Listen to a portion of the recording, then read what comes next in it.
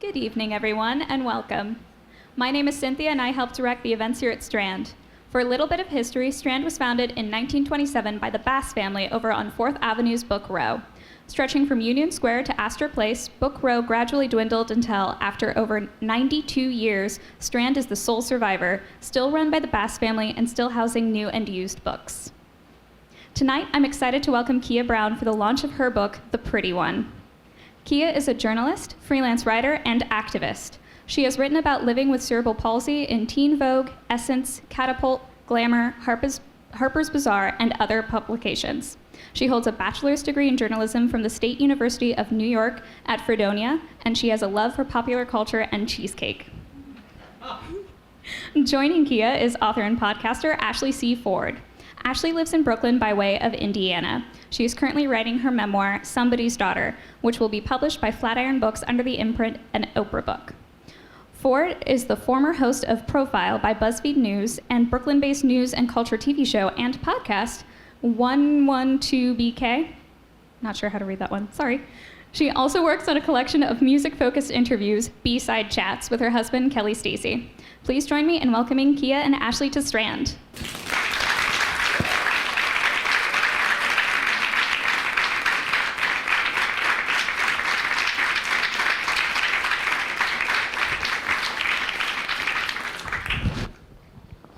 Hello, everyone.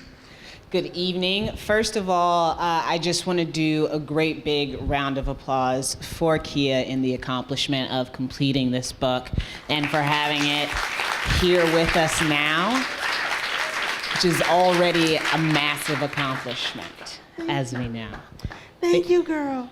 Thank you so much for having me here, Keah. I'm so excited. I'm an Ashley super fan. This is not a joke. I'm obsessed. In a non-creepy way, though. I promise. I love her so much. She knows. I appreciate it. I don't feel creepy about it. Okay, How about that? Good. That's fantastic. That is fantastic. And thank you guys so much for being here with us tonight. Thank you to the Strand for having us as well, Keah. I have some questions for you tonight. I have some answers. Fantastic. While I'm asking Keah some questions, I would love it if all of you could be thinking about your own questions. There will be a Q&A portion at the end here. And I only have one rule about Q&As, and that rule is that you have to ask a question.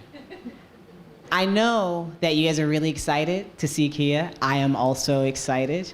And bold declarations of love, while appreciated, are not always the best use of our time when we have limited time together. So if we get to the question and answer portion and you raise your hand, all I ask is that you have a question. Great? Can we all agree on that? Fantastic. Now my questions, because that's what's really important. Yes. Keah, first of all, we met via social media initially, and I was just really enamored with your voice and with your spirit and with your enthusiasm. Nobody can say you're not enthusiastic, girl. I'm very enthusiastic. Very proudly enthusiastic. Yes. One of the things I wanted to ask about your time on social media, because you also write about it a bit in the book, is that what do you feel like it gives you now?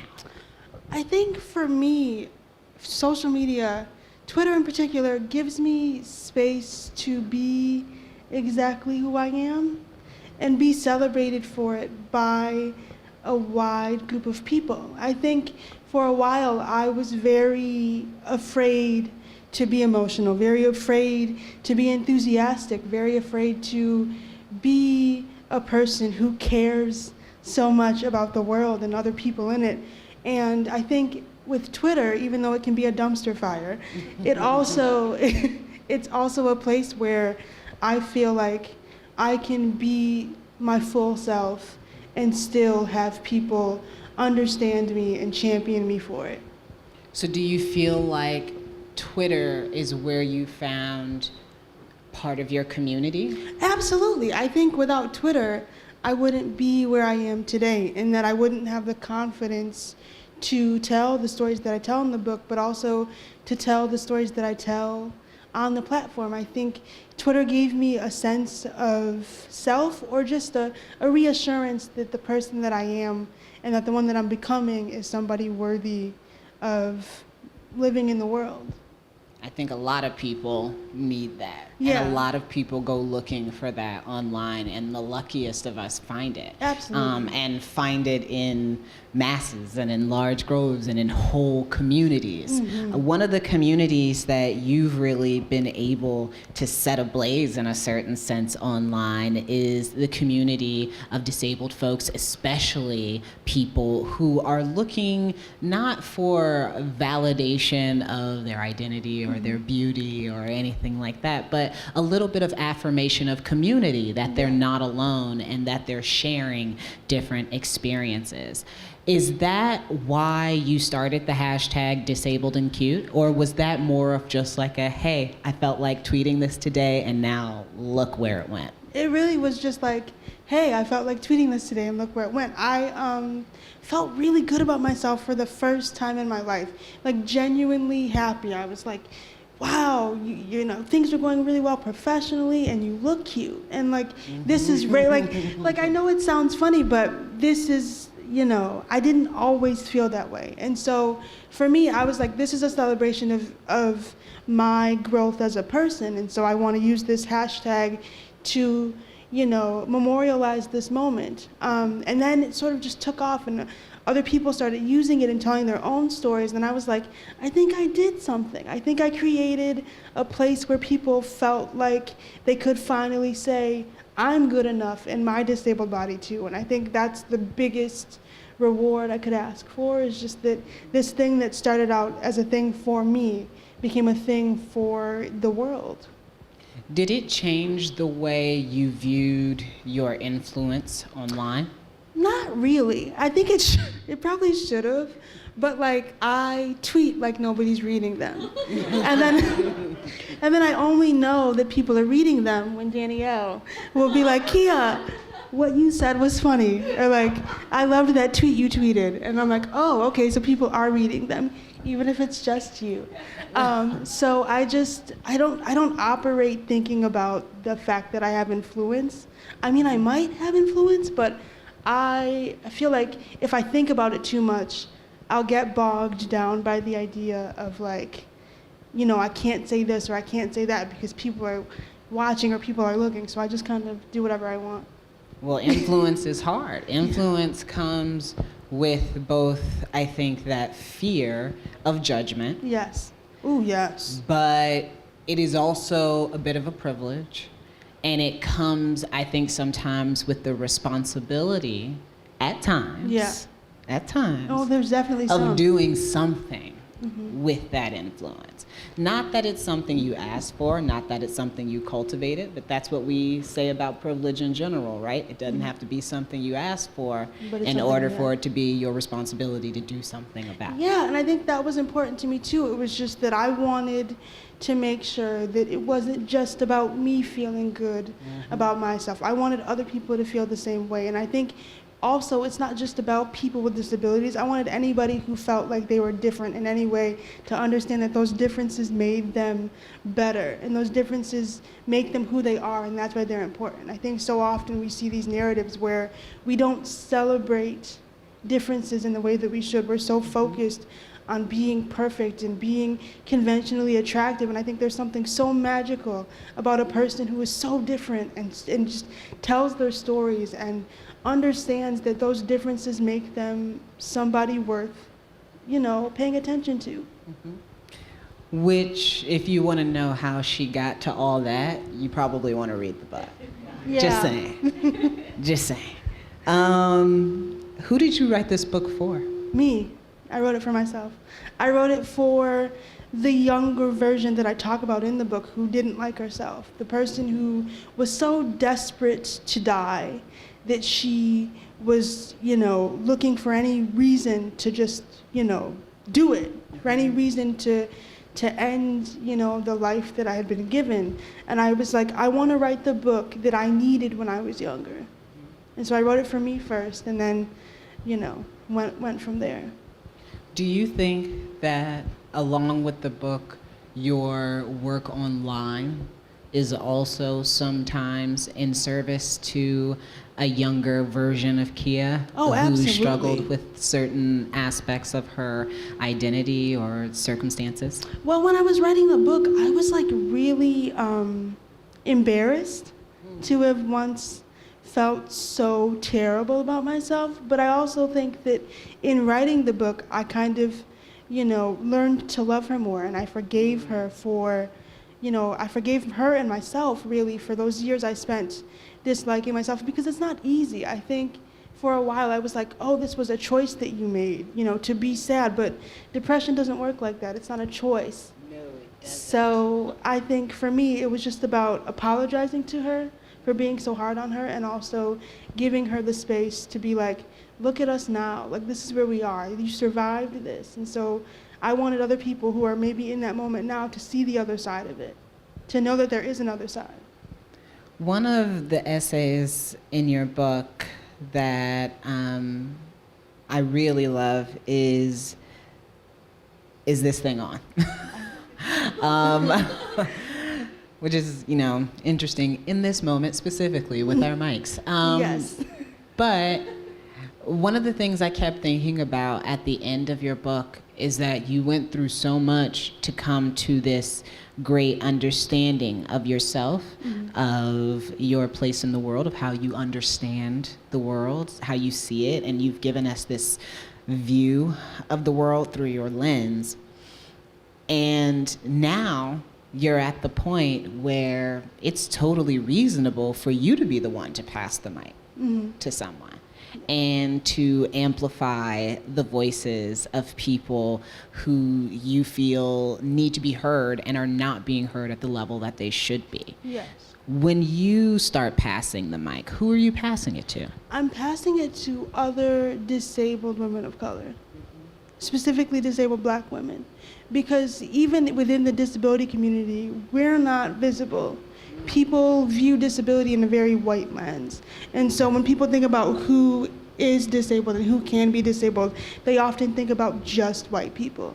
And so for me, with my platform, if I can't do an article or an essay, I will literally send the person asking me at least 3 or 4 names of people who are disabled and Black women, because I don't want to just be the only one in the room. There's no fun in that. I like to talk to people. I'm nosy. I want to ask questions. I can't just be out here asking myself questions. I mean, I do all the time, but still, it's about I think I don't want to live in a world where there's always this discussion of firsts and there's never any change made toward letting other people feel like they can be in the room too. We always talk about how people need to open doors, and then sometimes people shut those doors behind them. I never want to be that person. Yeah, go ahead, clap for her. Listen, if the spirit moves you, by all means, please. She's up here saying a word, and I would clap too if I didn't have the mic in my hand. I think what you're talking about in that moment is belonging, and that people should not have to go into these spaces and automatically feel like they don't belong. Yes. They should not look at a photo, or they should not read a book that claims to represent their identity and not see themselves reflected there. And I totally understand that. One of the things that you write about so blatantly and so vulnerably in this book is desire. And your desire specifically, and coming to terms with not just your desire, but your desirability. How do you get to a place where you can allow yourself to think of yourself as something to want? Because so many women are struggling with that. So many women. And I mean, you look at so many articles, and they tell us that we're the bottom of the barrel. Mm-hmm. They tell us that there's nothing for us and that we should just be grateful for what we get. Mm-hmm. And you smash that idea to pieces. There's nothing to be grateful for. There is everything in the world that you're worthy of. Yes. But how do you get to the point where you can say, this is what I want, and then stand by it? I mean, for me, it's about effort.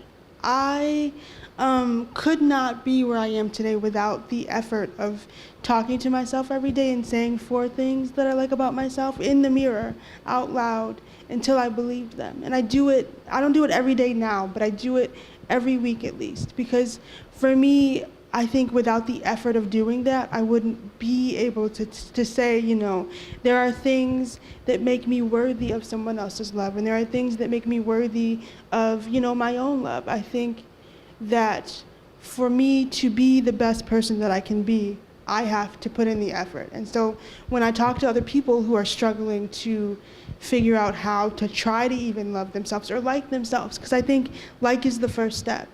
And I think when the people get to that place, they're like, well, how do I do it? How do I start?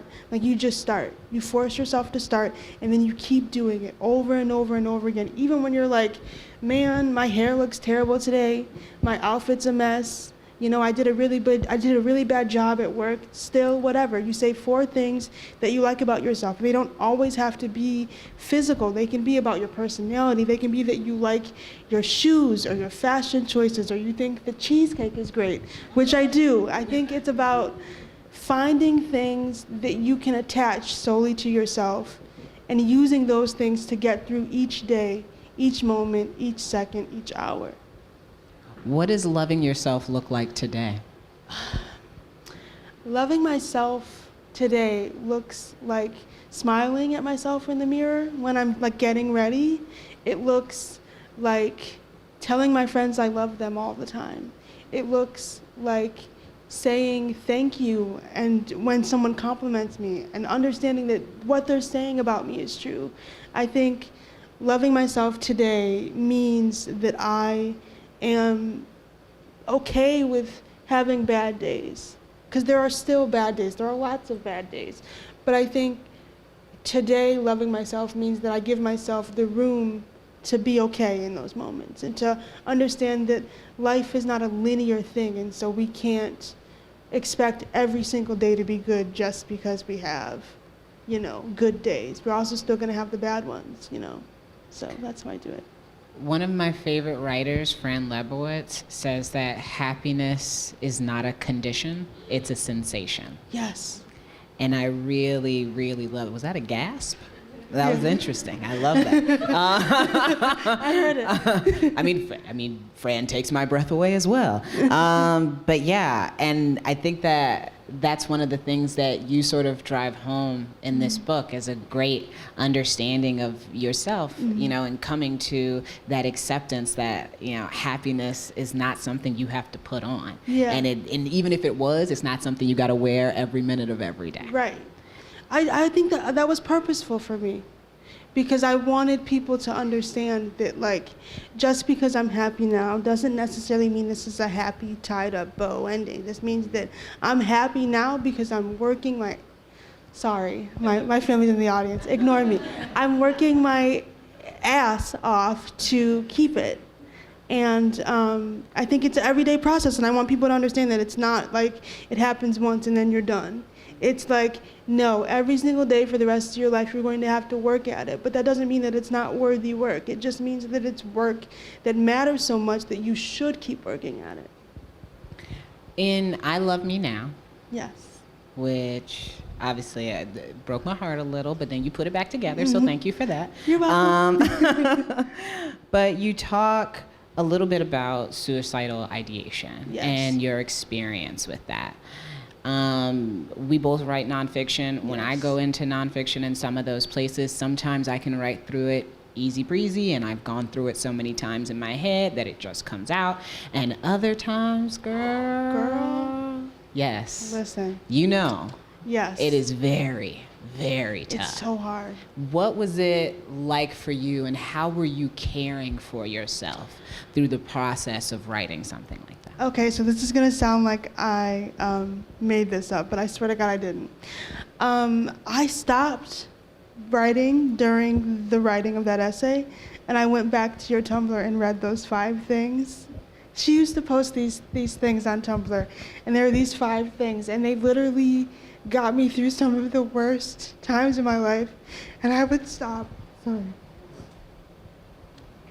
I would stop and read those, and I would be like, okay, Keah, remember where you once were, and Ashley got you through it, so go back to that person and write this essay, thank you. And write this essay for that person. So that's how I got through it, was I stopped, I read your work, I took a couple minutes, I listened to some Paramore. And then I went back to the essay, and I said to myself, you know what, I want people to leave this essay understanding that you can go through that much, heartbrokenness and come out to it on the other side. And so thank you so much for all of those posts, and thank you so much for being all that you are, because it really helped me. Thank you.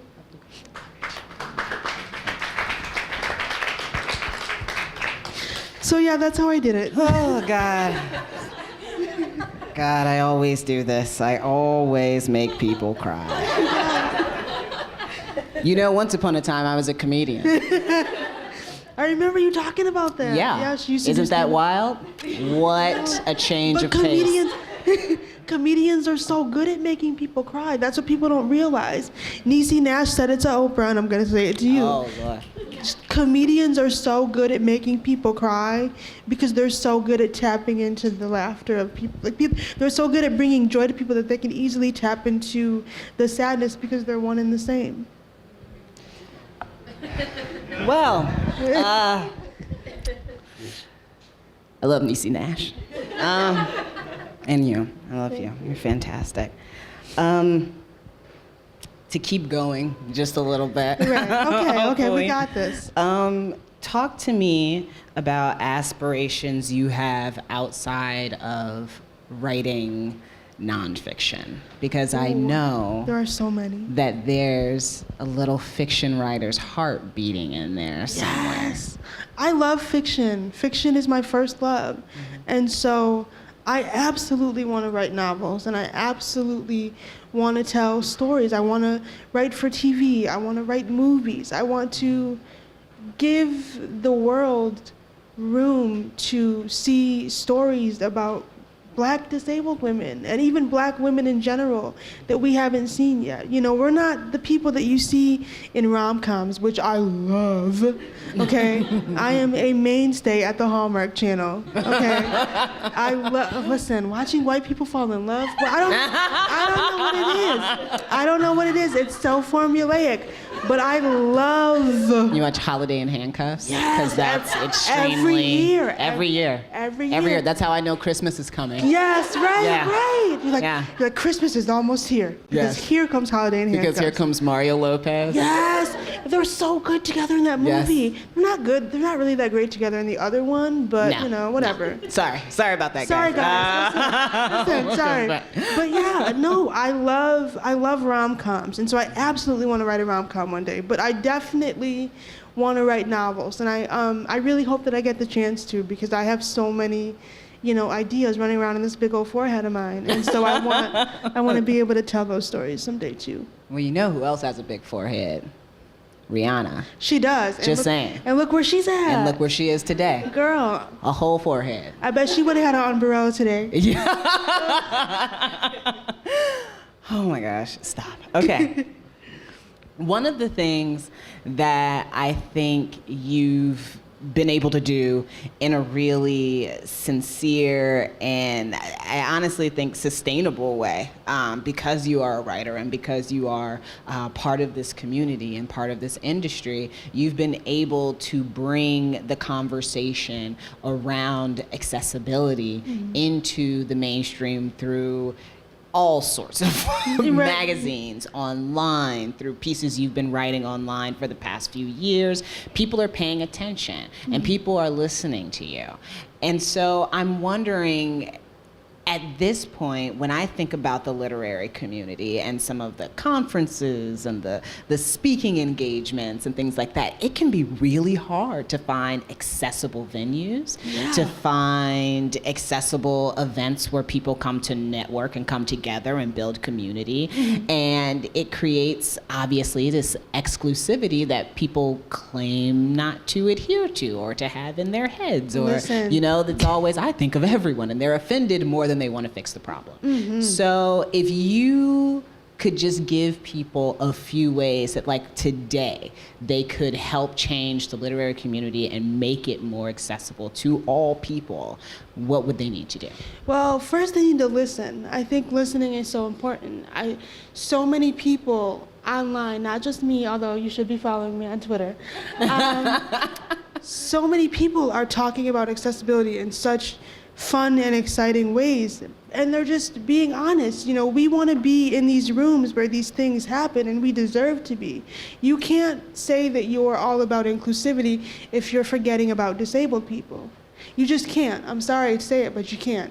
And I think people need to think about what it means to rest. We live in such a rise and grind culture that some people are like, oh, you have to always keep going and push your body to the limits and just push through it. Like, no, I'm not gonna do that. You know why? Because I'm not gonna hurt myself. To you know, feed into this idea that we have to be everything all the time to everyone and not give ourselves the room to just be by ourselves.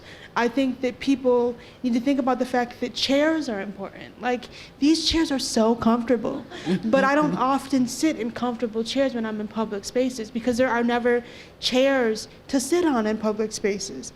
I think we need to talk about as much about chairs as we do access, and we need to talk about how we live in a culture that simply ignores the demands and the rights of disabled people. So you can't go into these venues and find that they're ADA compliant because even though it's the law, it's not enforced in the way that it should be. So that's why you can't find the venues that are accessible, and you can't find, you know, aisles where people who use wheelchairs can visit, you know, these venues and these conferences. And that's why people don't go, because they can't find places to rest.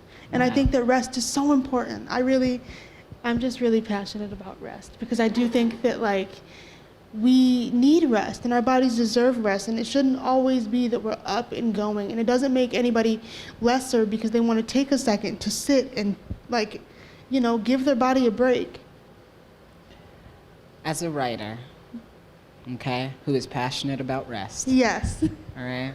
But I dabble. I dabble in naps. But as a writer, when you look toward the future and you look toward your career and what's coming down the pipe, right? What's available to you, the potential that you have to build the career you've always wanted, what does Keah in 10 years look like?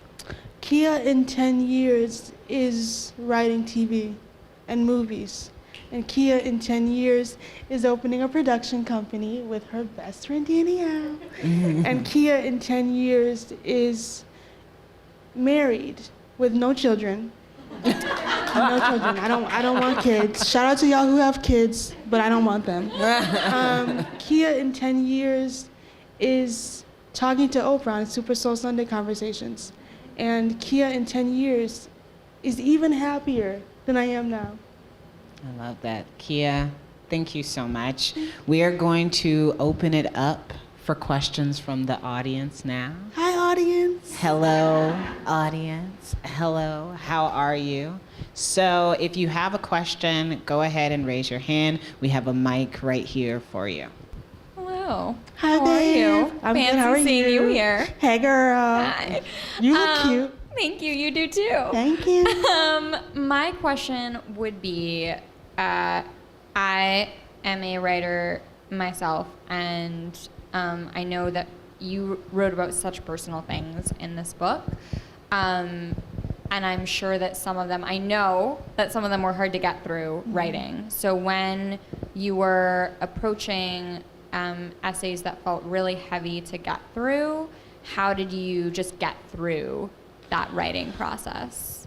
I forced myself to. I really was like, Keah, we want to see the end of this book, and like, you're not going to see the end of this book by sitting here and being like, no, I don't want to do it. I don't want to do it. I'm done. Like, no, I literally forced myself. I sat in front of my computer and I said, no, girl, we're not. We're writing today. We're doing it. So I like literally turned up Paramore as loud as I could, or Demi Lovato. Like, let's be clear. I love Demi Lovato just as much.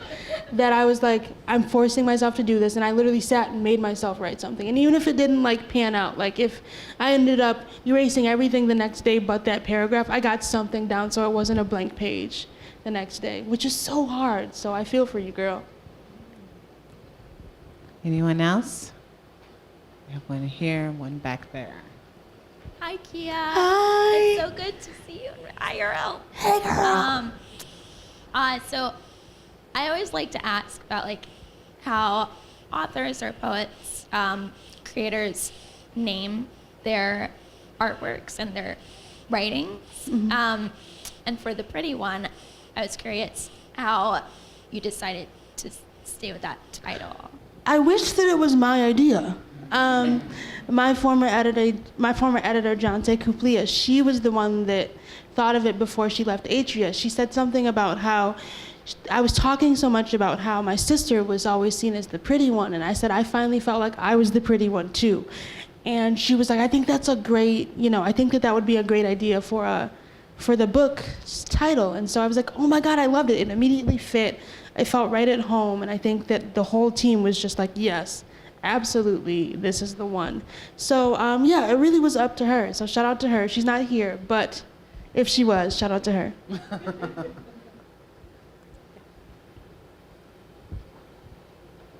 Hi. Hi. Hi. So you sort of answered it in a previous question, but if the book had a soundtrack, what songs would be on it? Oh my God, I love this question. So there would definitely be some SZA. There's some Demi and some Paramore, duh. There's Beyonce, of course, because hello, who could forget the Queen? There is some Alien AJ, because they're really coming back to reinvent pop. And really, they're just out here in these streets, and I just stand so hard. There is Stevie Wonder, which, if you read the book, you'll see why, because he's just bae. There's Usher, there's some Brian McKnight, there is just a whole wide range of people whose names I'm suddenly forgetting, and then I'll be sad about it later. There's some Jonas Brothers on that bad boy, because let's be real, they have bops on bops on bops. There's some Gladys Knight and the Pips. There is some Tina Marie. There is. I hope it's Square Biz. Yes, girl, nothing but. I love Square Biz. There's a bunch of, there's a mix of old and new music, and there's a mix of like things that I grew up listening to because of my mom, and it's just a wide range of stuff. Hi, I love them, they're my family. Hi guys. Hey girl. Hey. Don't you two look cute? Okay, let me focus. Okay, I gotta focus. Any other questions? Oh, here we I go. have a question. I have my teacher voice. Oh, it is a question. After or before or while writing the book? Yeah, I'm Keah's cousin. I'm the oldest cousin in the family. Did you think about how the family would respond to your writing? I learned things. I'm so much older than her when she was born. So that connection with the now to see her as a woman and to see some of what you wrote about, I didn't have a clue. I mean, I think I thought about it afterward. I pretended like you guys wouldn't read it when I was writing, just so I could write it. And so for me, hearing you say that, I think it matters to me because I really wanted to make sure that I wrote a book that was a full circle moment. And I didn't want to leave bits and pieces out of it just because I thought that somebody might, you know what I mean? It might be too much. So yeah, I definitely thought about it afterward, but definitely not while I was writing it. I love you. So tell me more about this amazing friend you have named Danielle. Oh my God, she's perfect. I love her so much. She's my fave. I love you too. So you talk a lot about romance in the book, and like Ashley said, desirability and all that. So what would a potential suitor have to do to romance you? Well, there's so many clues in the book. I think a potential suitor has to have really good taste. They have to have good taste in music. They have to like cheesecake, because that's a non-starter. If you don't like cheesecake, that's a non-starter. I'm sorry, but like, I'm not gonna eat cake with you, ew. I think that like a potential suitor has to be loyal and funny and kind, and I think a potential suitor has to be okay with like me not being up on them all the time, because I need space. Like, I'm one of those people that's like, I love you and like, let's be booed up, but also let me be my own person. I think that for me, romantic love at least has to come with the ability for us to be our own people and to do our own things, but also when we come together, that's when it's beautiful too. So hopefully that's out there for me. Hi. First of all, I'm obsessed with your jacket. It's Hi, amazing. thank you. Elsa and Olivia, girl. And then I was wondering, you talked about, the importance of rest and how hard it is in a culture that doesn't value rest, but also, kind of having to force yourself to write. And I wonder if you could speak at all about, honoring your need for rest, but also being able to recognize when you're resisting something and need to work through it. Well, for me, I think when I'm resisting something, it's less about physical tiredness and more about me being like, I just don't want to do it. Like, it's me just being like defeatist to myself. But when I'm like physically unable to, it's like aching bones, fingers, legs, whatever. But I think for me, it's about pushing past the idea that like I have to be defeatist, because it's usually just me being like, oh, this isn't going to be good anyway. So I stop myself from doing something just because I'm so worried about how it might be or how the result of it is. That's how I know. It's like, it's not a physical thing for me when I'm like, definitely, absolutely doing too much. It's like different than when I'm just like, oh, I don't want to do it because I don't feel like it. And I mean, those times are fine too, but you just have to really push yourself in that way. Like when you know that you're doing too much and you're like, girl, let me stop being dramatic and just get this done. You just have to figure it out for yourself. It's different for everybody else, I guess. If that answers your question. Hi. Hi. So there are so many dessert combinations and desserts inspired by other desserts and everything. So I was curious if there are anything that you've tried that's like a cheesecake flavored something that's as good as cheesecake or is just worthwhile. I wish. I don't know what it is, but like cheesecake flavored things that aren't cheesecake are trash. I don't know why they're bad, but they're terrible. Like the cheesecake flavored ice cream suck. The cheesecake flavored like gums, they suck. I don't know what it is. Like there's a disconnect between good things and cheesecake flavored things that are not cheesecake. Like if I was cheesecake, I would honestly sue because it's disrespectful. It's disrespectful, y'all. I don't understand it. Like the other day I had it was like cheesecake flavored gum, and it was disgusting. And I was like, I am so upset that I wish that I could call the Cheesecake Factory and be like, you guys, have you seen this? Like, could you talk to somebody? I don't understand. But no, I'm sorry, but yeah, there's nothing good that I've tasted that is cheesecake flavored that's not cheesecake. Ew, they have cheesecake Oreos, trash. T-rash. But Oreo cheesecake, but that's because it's cheesecake. Oreo cheesecake is good, but cheesecake flavored anything trash, don't do it. Save your money. I feel like the only person who likes cheesecake more than you is a golden girl. Yes! Like maybe that's literally, I'll take it. I love those girls. Me too. I do. Yes. We have time for one more. Hi. I also love your blazer. So I love your writing. Everyone does. But I wanted to ask you about something that I think you do really beautifully and you've written about it before and you write about it in your book, is kind of grief and how, just because I think that's something that pretty much everyone is going to have to deal with at some point. And it's one of those things I think that's always there. And I just am wondering, like, how do you still feel connected to the people you've lost, like, and that, you know, mean so much to you? Like, how do you kind of, because it's hard, you know, when you lose someone and the months go by and it's kind of like your world changes and the world around you keeps moving, but in your heart it's there. Yeah. So, like, how do you stay connected to these people? Well, in my house, we have a clear kitchen cabinet, and it's pictures of my uncle and my grandma, and I talk to them every day. I talked to them on the day the book came out. I read them the dedication. I am constantly saying, hey guys, look what happened. You know, I'm talking to them like they're here, and I you know, try my best to talk about them on their anniversaries or their passings and their birthdays, because for me to keep them in this book and to keep them with me is so that I never forget who they are, who they were to me. And when I was recording the audiobook for this, I write about them in the book, I wept. I mean, it was ugly, like, it was a mess. And they were like, oh, just take your time. And I was just like hiccuping, it was just oof.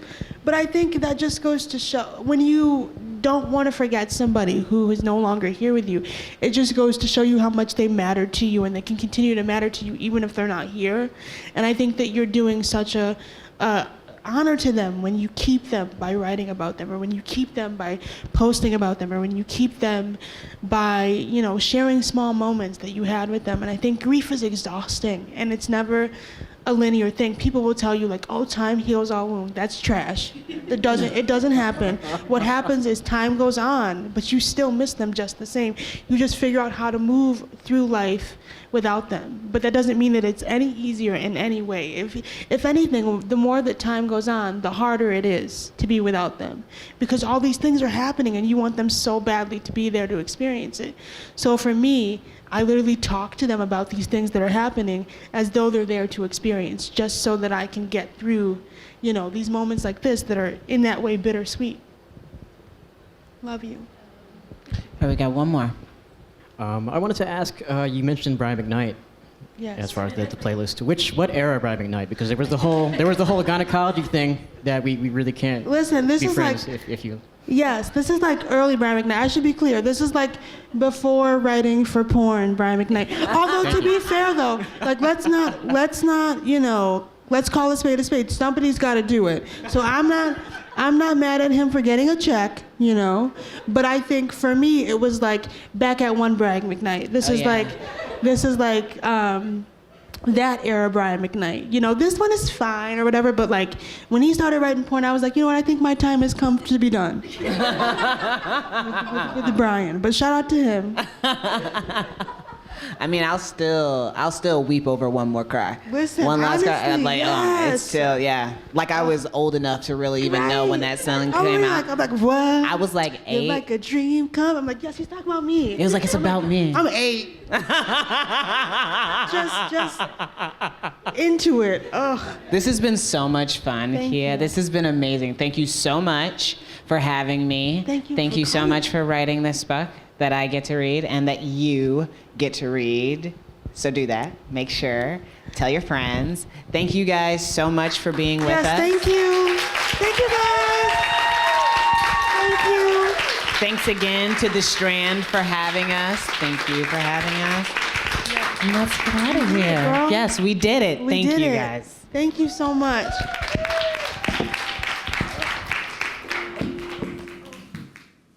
We're going to switch over to piece signing now. If you have not purchased a book